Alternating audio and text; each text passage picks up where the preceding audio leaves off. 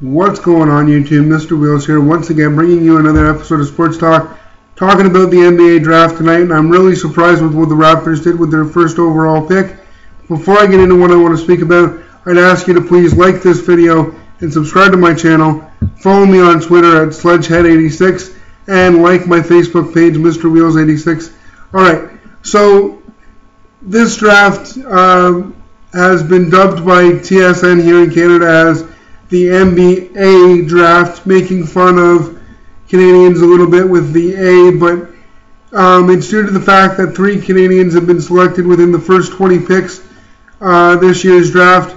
Andrew Wiggins, 1st overall, Nick Stoutsky is 7th overall, and Tyler Ennis, 18th overall. And that's great. That's awesome for Canadian basketball.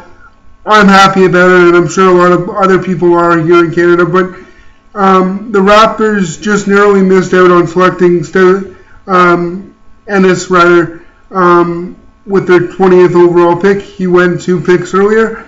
And what do the Raptors turn around and do? They take this guy, Bruno Caboclo, I think that's how you say it, from Brazil. He's apparently the Kevin Durant of Brazilian basketball. And although the reviews on him are that he has a lot of potential, the thing is that ESPN is reporting that he's 2 years away from being 2 years away. And that's the downside to all of his apparent upside. And I'm just really shocked that the Raptors, if they were going to take this guy, why didn't they take him with their 37th pick or their 59th pick?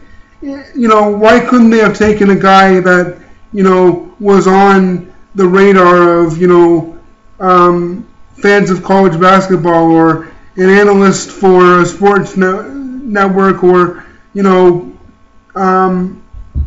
in a mock draft set up by, you know, people who do mock drafts. I'm not sure why they picked this guy so high, and I think it's going to turn out to be a disaster. Now, the Raptors this isn't the first time they've done something like this. They selected Jonas Valanciunas back in, I believe it was 2011, and he didn't come over for a couple years.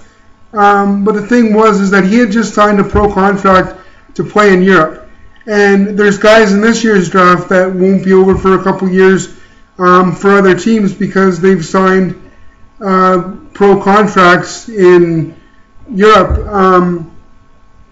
But the thing is that this Bruno Caboclo, you know, he hasn't signed a pro contract to play somewhere else. He's not on anybody's radar, and I don't see how this is going to work for the Raptors. You know, there was a lot of speculation that they did need a power forward. I thought he was a small forward originally. He's 6'10", and he's a power forward. Now, they do need some insurance at that position, but I think they were in bigger need of a point guard because there's a lot of talk that Kyle Lowry or Greivis Vasquez, one of the two, may not be with the Raptors at the start of next season. So they could have solidified their point guard spot first. Now they have to, if they're going to do that, now they have to do it with either their 37th pick or 59th, and that's not a good situation in my opinion. This is not a good situation for the Raptors. I want to know what you guys think.